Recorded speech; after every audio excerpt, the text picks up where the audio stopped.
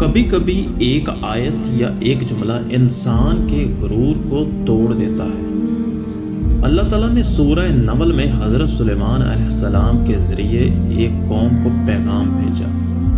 وہ پیغام یہ تھا کہ میرے مقابلے میں سرکشی نہ کرو اور میرے پاس تابع دار بن کر چلے آؤ۔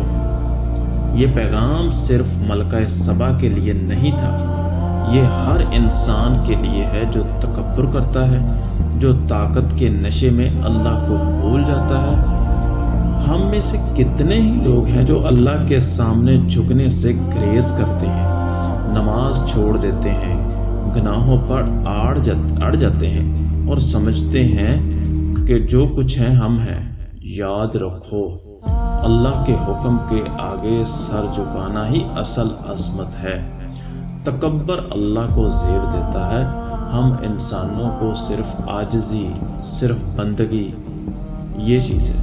آج ہی اپنے دل کو نرم کرو، اللہ کے سامنے جھکو اور اس کے بندوں کے ساتھ انکساری کے ساتھ پیش آؤ، کیونکہ جو جھکتا ہے اللہ اسے بلند کرتا ہے۔ اگر یہ چھوٹا سا پیغام آپ کو پسند آیا ہو تو اس کو شیئر ضرور کیجیے گا۔ السلام علیکم۔